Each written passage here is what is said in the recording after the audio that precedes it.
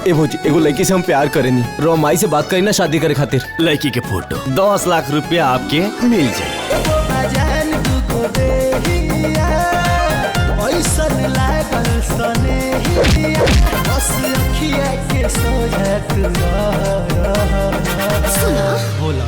जब से तू हमारे जिंदगी में आइल बाड़ू, हमरा जिंदगी जिए के आधार मिल गइल बा।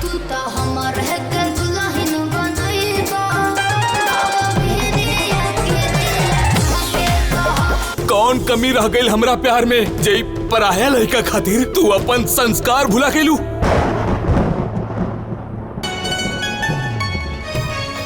कैसन बा हमार पार्वती, ठीक बानू? अरे जेकर तो राम जैसन पति हो के ओकरा का दिक्कत हुई बाबूजी? बचपन में माई छोड़ के चल गई, सास के रूप में माई मिली।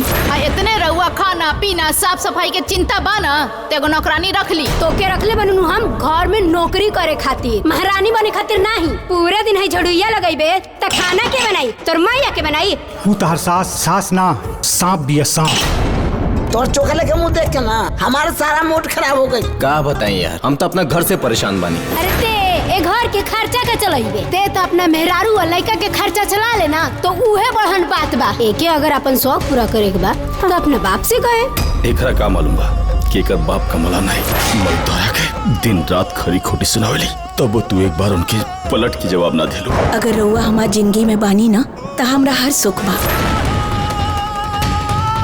और आजू के बाद ये घर में सब अलग अलग रही।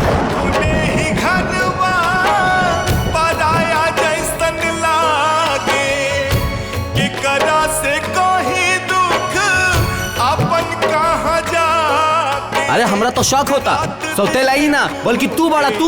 संजय ते कहल कहा चाहत ले ऊ हमार माई ना हो? अरे ना ना रे, हम तोर माई ना हई। शंभू जैसन आदर्श लड़का तोरा कोखी से पैदा ना हो सकेला।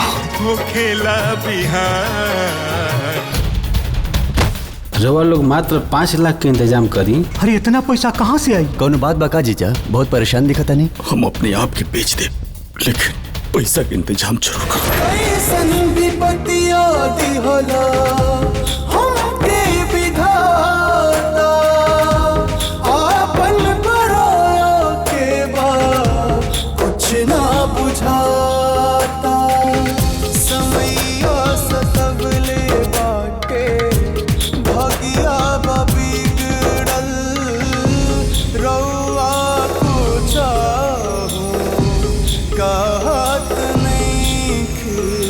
माई, हम तोर माई ना है। तू ऐसे काहे कहता रे माई? अरे तू तो मेहरी के गुलाम बड़ा गुलाम।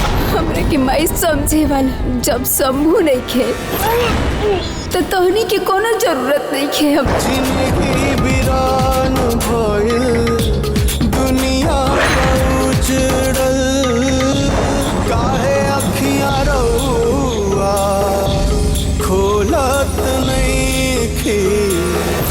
सैया जी इतना बड़ बात हमनी से छुपौनी सिर्फ हमनी के खुशी खातिर।